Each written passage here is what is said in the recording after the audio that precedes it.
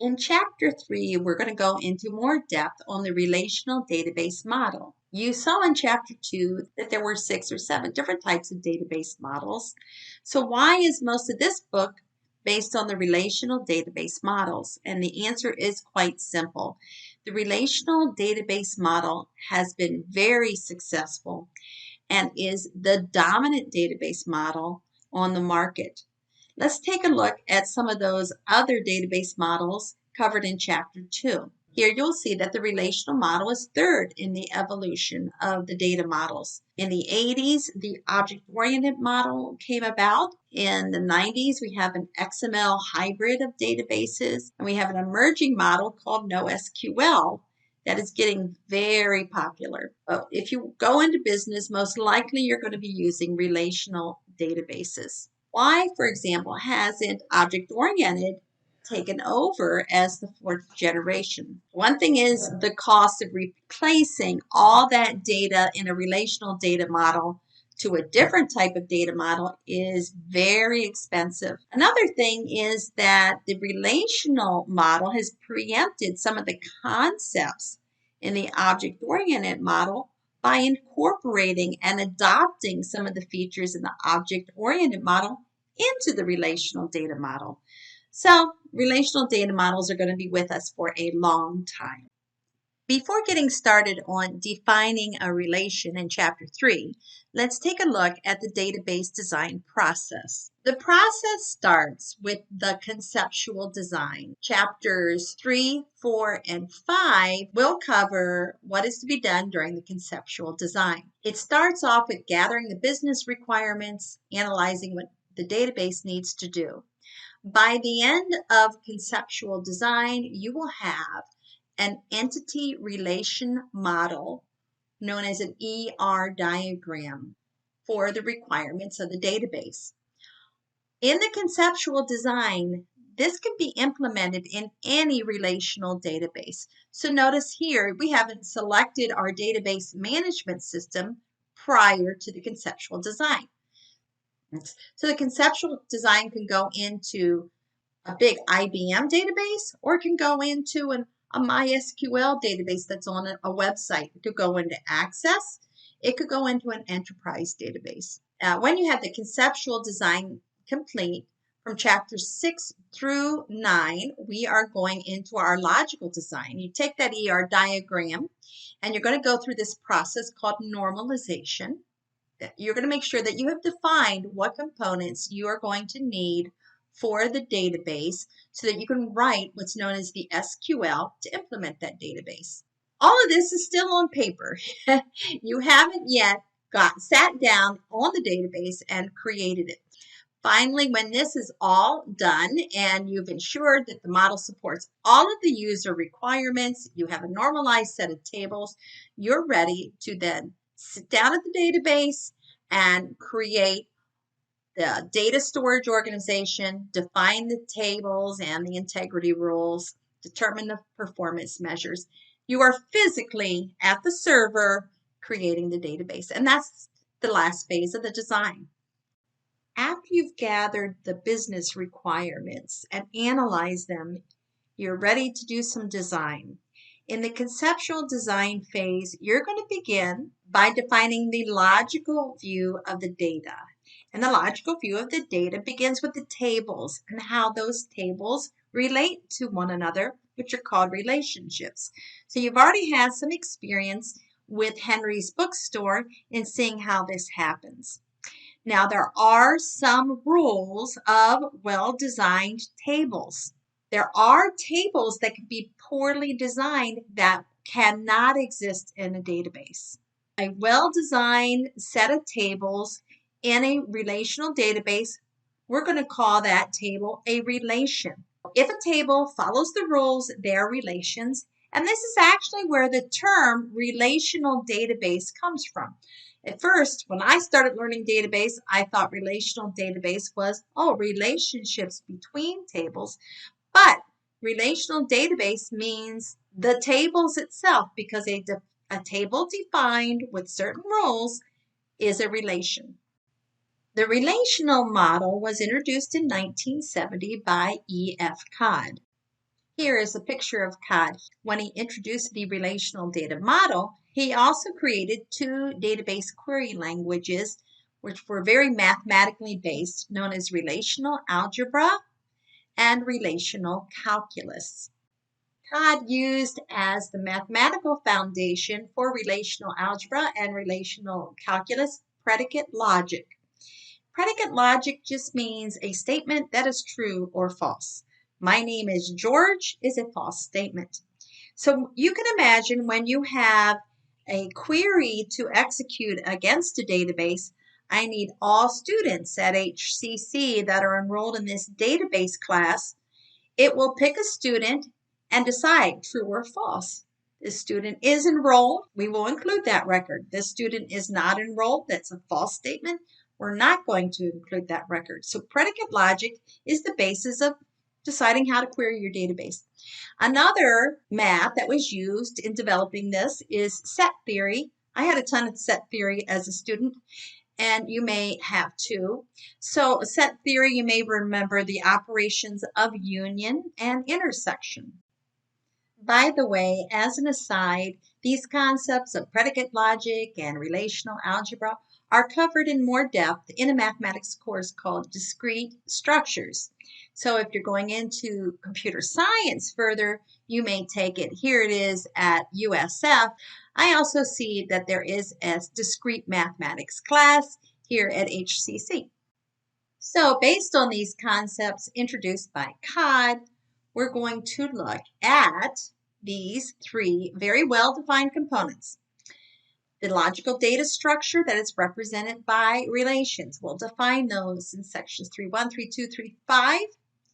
We'll look at the set of integrity rules that enforce that the data is consistent and remains consistent over time. We'll find that in 3.3, 3.6, 3.7, and 3.8. Finally, we'll look at some of those operations, such as union, in section 3.4, which is titled Relational Algebra. All of these terms are synonyms for what E.F. Codd defines as a relation. So a relation we can think of as a user as a table with rows and columns. However, we have no idea how it is physically stored. You notice it also says a group of related entity occurrences.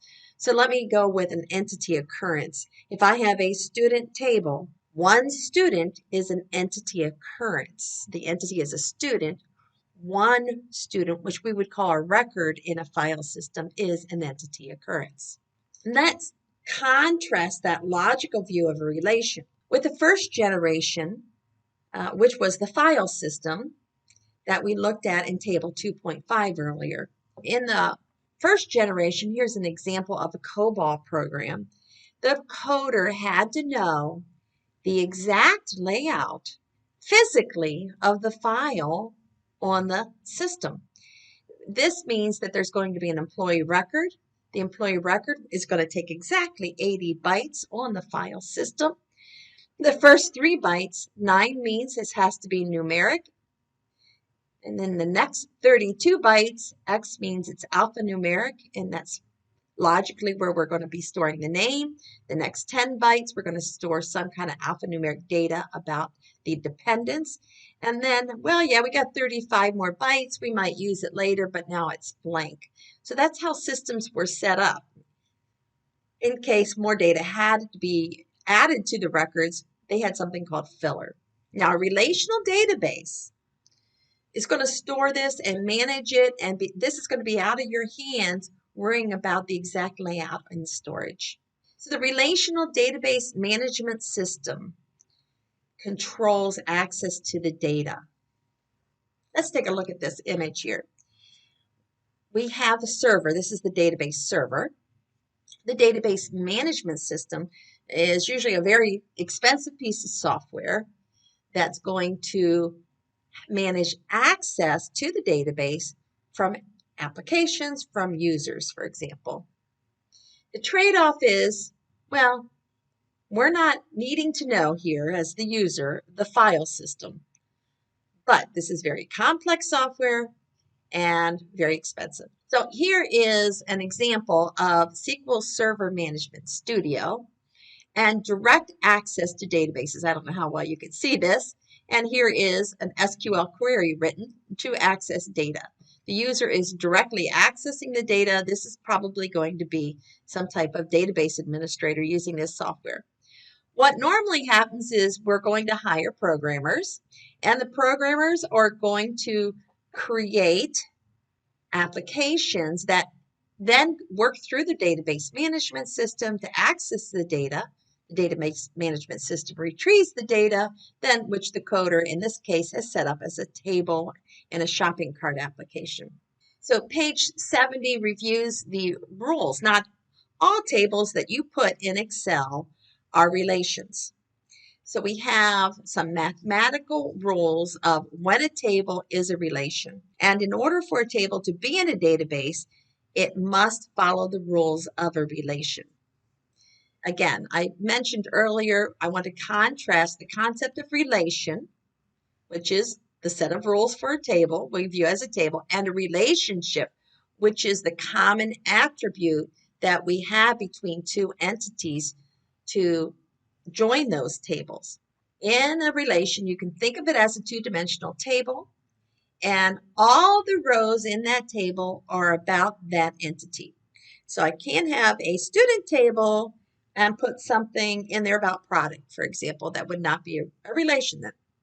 The columns contain data about attributes of the entity. The order of the rows do not matter. The rows can be interchanged and it's still a relation. The columns do not matter. Each attribute has to be single valued. Multi-valued attributes are not allowed. Each row must be unique. You cannot have duplicate rows. Now, the way this is usually addressed is by having a primary key, because the definition of a primary key is the primary key must be unique. Each attribute name must be unique. Well, this is simple. If you have a last name field, you can't have a second last name field in the same entity. You can have a last name field in teacher entity. You can have a last name field in student entity. You just can't have the same in the same entity. And each entity in an attribute holds the same type of value. Don't have a field called number and then store a phone number and a zip code, for example. Okay, so these are common sense. Let's take a look at some tables that I have in Excel, and we'll decide whether or not those tables are relations. Here I am in Canvas, and this is one of the discussions you will be doing on recognizing relations.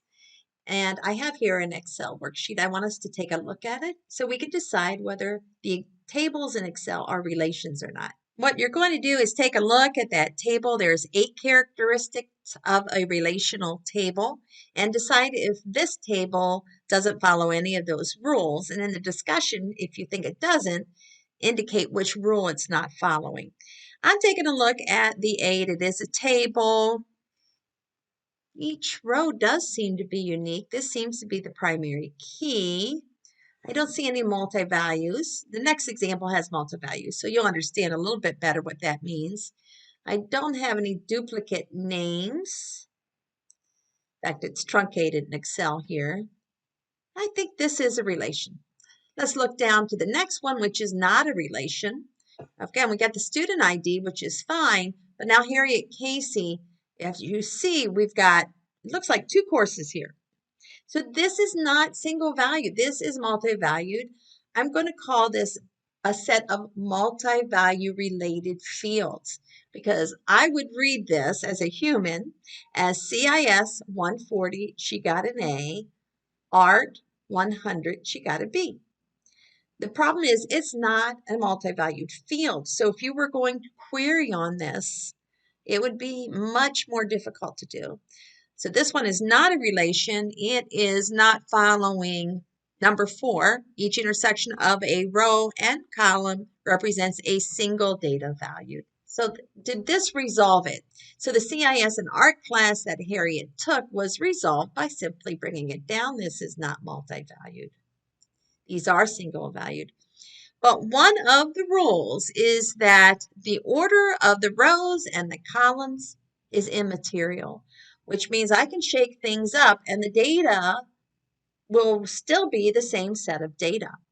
However, if I shook this up by taking this row, Art 100B, and moving it down here, which you can do in a relation, it doesn't matter. How do I know that Art 100B is for Harriet O'Casey? There's nothing indicated in the other fields that it is for Harriet O'Casey. It'll seem like it's for John Granger. So in this case, order of the rows matter the way this is laid out, and this is not a relation.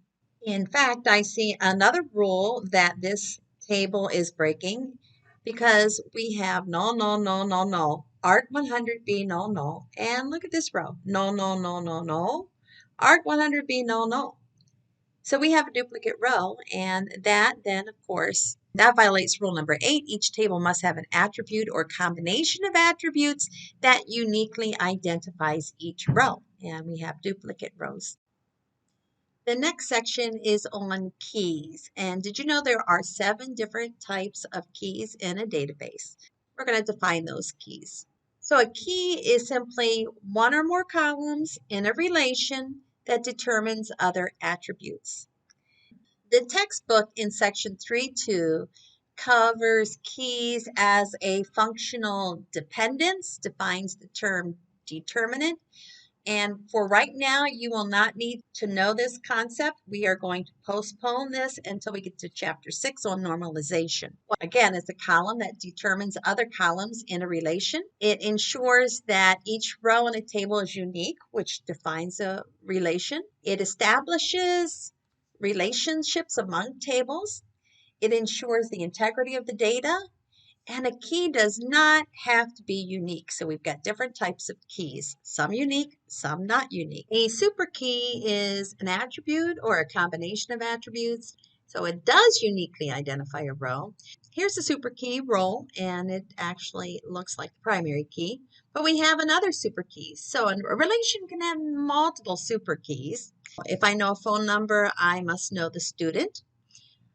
But this is interesting. If I combine roll number and name, do I still know the student? Do I still know the entity occurrence? And the answer is yes. So this doesn't really make sense when we got to start defining the primary key. We're not going to have a primary key that's both of these. So we're going to define a candidate key. According to the textbook, page 74, a candidate key is a minimal super key. That is a key that does not contain a subset of attributes that is itself a super key. Since roll number itself is a super key and the roll number and name is a super key, roll number and name is not a candidate key. Roll number is a candidate key, and it looks like phone is a candidate key. So there can be multiple unique minimal super keys in an entity, and those are your candidate keys. In design time, you want to take time to identify every candidate key in a relation, because when it comes time for the implementation, you're going to write your SQL to implement those relations a little bit differently, knowing that they are candidate keys. I have here 3 possible candidate keys: student ID, roll number, and email. You now will make a decision which of these candidate keys will become a primary key. And sometimes it might depend on if it's a composite key or the length of the key or the data type of the key. There are other things. In this case, the surrogate key, student ID, was identified as the primary key, leaving the other 2 candidate keys as alternate keys. We will code, again, our SQL differently, knowing that these 2 are alternate keys. One thing about primary keys is it is a rule in a relation. You cannot have any null values in a primary key. A composite key is when you need to have more than one attribute to identify the row. You can have a composite primary key, and in fact you did when you looked at Henry's bookstore example. If you recall, here is the wrote entity, and if you take a look, we have book code 1382 twice, so this cannot be a key. 1382 is identifying 2 rows. Let's look over at author number. Well, I have a 20 here and I have a 20 here. So knowing 20 does not identify a row uniquely, but if I combine the book code and the author number, then I can uniquely pull out a row. This will be called a composite entity, and this is just a part of database design. You will find that you will be creating entities like this. Is it hard to read as a human? Yes. Is it hard to read as a computer? No. But recall from the previous slide that if you have a composite key like this, author ID, book ID, and you're going to make this the composite primary key, not any part of the primary key is null. So the fact that we have 3 rows here, in this case, only the author ID is null, but nope, can't do that. Well, only the book ID is null. Any part of the composite key, we cannot have a null value. And here we have an X here because we have a duplicated row. This would not be valid relation. Another type of key is called a surrogate key. Before I start on surrogate key, let's look at natural keys. So if you have your set of data, and this is a set of data about a customer, and these are fields that I would have included in the relation, and you see that there is a candidate key that you might consider using, which here is phone number. That's good. You could assign phone number as a candidate key. But there's some things you may need to consider. Will the phone number ever change? If the phone number changes, you might have a ripple effect if the phone number is used as a primary key foreign key relation. So one rule when you're deciding on that primary key is if there's a possibility that the value in that field changes, do not make that the primary key. So what's your alternative? Well, an alternative is to just create a surrogate key. So a surrogate key is usually an enumerated key that might start with 1. So the first customer is 1, 2, 3. There's no meaning. There's never any reason to change it. And we'll call those ID fields. And I'm sure you've seen plenty of surrogate keys. Sometimes with composite primary keys that we talked about earlier, it can get messy causing joins, again, that primary key, foreign key relationships. So we're going to have a discussion on that.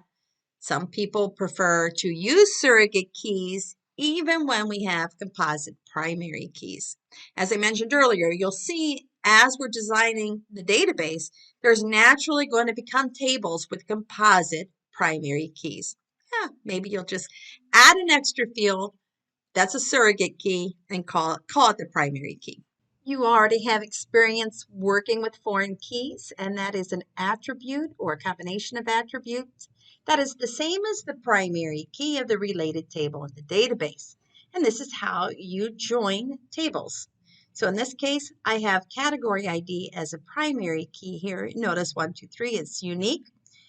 And I want to know what category a certain product is. Is it a beverage, a condiment, or a confection? So we have category ID also here. Notice it's not unique. Foreign key is not necessarily unique. The foreign key may or may not be null. It depends on the business rules. Our last type of key is called a secondary key. Now, a secondary key is not unique, but it is important to identify the secondary keys in the design because it's going to make searches faster, reports in sorted order faster. Because what it does is it creates an index. Think how fast you can find a term in our textbook when you go back to the index. And that's what's happening in a database. So if I am calling about something to the doctor and the receptionist does not ask me for my patient number. I have no clue what my patient number. Maybe the receptionist will ask me for a date of birth, and maybe the date of birth is being used to look up my record. So if the date of birth is being used to look up a record, then it should be a secondary key. It needs to be identified as a secondary key. In this case, many times lookups are done on first name and last name, or reports are sorted by first name and last name. So you usually identify those as secondary key fields. Section 3.3 of the text looks at integrity rules. Garbage in, garbage out. You've probably heard of that, but if you allow bad input, expect bad output. Integrity refers to, is the input valid? Is the data consistent and accurate inside that database? And it is one of the most important considerations when you're designing your database. There's more than just deciding what entities and fields you need.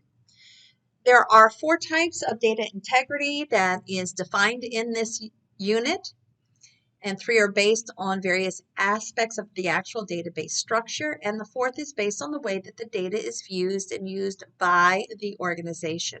Those 4 types of data integrity are table level integrity, field level integrity, relationship level integrity, and business rules. So let's take a look at table level integrity. What is that? It ensures that the field that identifies each record within the table is unique. Well, that just means that we have a primary key, and that primary key cannot be null.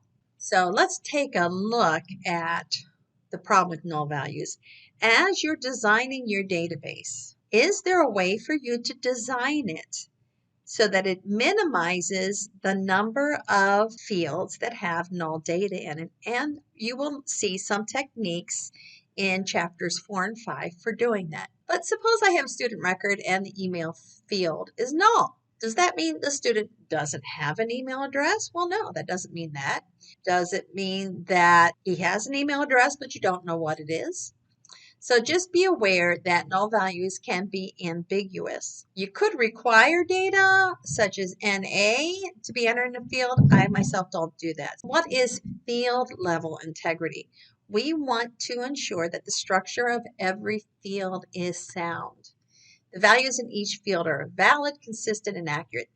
This is a little bit more difficult than table level integrity. But let's take a look here. There is a town I used to live in called LeClaire. We want to be consistent. This one's spelled with a space, this one's spelled without a space, or here, any state actually. So Iowa versus Iowa. How can I design my database to guarantee that if I wanted a 2-character state field, that is IA?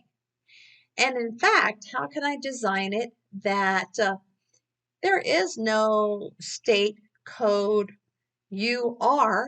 So how can, so UR is 2 characters, but I don't want UR entered here. And is there a way for me to do that? Some of the constraints that you can add in your SQL in the field level is a not null constraint. So if you know this field should always have data in it, you're going to add not null to that field. Another constraint is unique. Recall you have your primary key, which is always unique, but recall you also have alternate keys perhaps. So as you're writing your SQL, you're going to use this unique constraint for that column if it's an alternate field. Another thing you could do is restrict the number of characters. So if I restricted state to 2 characters, Iowa could not be entered. It's going to still allow UR to be entered, even though that's not valid. Finally, we have this thing that is integrity between relationships. We'll call this referential integrity. I want you to know what this is. Take a look at employee and department. Employee is in a certain department. We have 2 departments here. D number is the primary key. It's a foreign key here. Does this show referential integrity? Well, the fact that if there is a 5 here, there must be a 5 here, and there is. If there is a 1, there must be a 1, and there is. So this relationship is displaying referential integrity. Would it make sense if I change Krishna's department number from 1 to 4, and there is not a 4 here, right? If that happened, we would not be exhibiting referential integrity. So here is an illustration from the textbook, and you will notice that we have a relation here, and we do have an agent code and an agent code. So the agent code here in the agent table is the primary key, and the agent code here in the customer table is a foreign key. Now notice that there's no null values here in the primary key. You're not allowed to, but you can have a null value in a foreign key.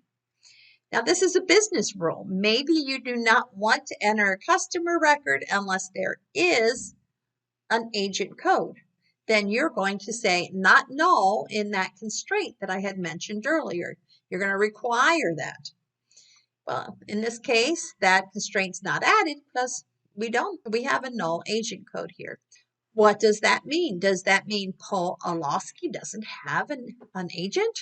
Does it mean that we just don't know what his agent is? The text says you could use a flag, and a flag would be special codes so that this is not null. It says on page 77. Personally, I don't do that. I would just leave it null, and then make sure that you might run a query once in a while to see of customers that don't have agent codes to get that updated.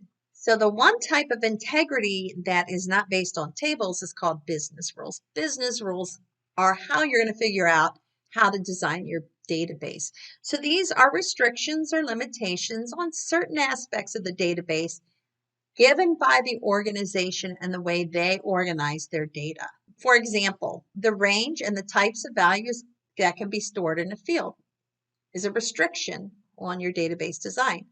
The type of participation and the degree of participation with each table within a relationship. Here's an example. Faculty can teach for multiple departments. Or here's another college. Faculty can teach for only one department. There's no one right way for a college to do this. It depends on each college, how they decide they're going to run their college. But your database design will be different depending on this rule that the college decides on. Another example, can I add a customer for this business if I don't have an address? Well, there might be business that says, no. If you don't have the customer address, that customer record cannot be entered. In other words, we're going to have a not null as a constraint on the customer's address field. Referential integrity can help with field level integrity. Because recall what state codes, I can limit a state field to 2 characters. But again, ZZ is not a state, but that is 2 characters. So what we could do to set up referential integrity is to create what I call a lookup table. And with a lookup table, what you're going to do is have a state lookup table, for example, and you will create a state code field, and you will add exactly 50 records if there's 50 states. Maybe you'll add others for Puerto Rico, etc., as needed. But if you then would relate the state in the customer table to the state in your state lookup table, referential integrity says if it's not in the state lookup table, you're not going to allow that value in the state table. So lookup tables are a way to ensure good, valid data. I use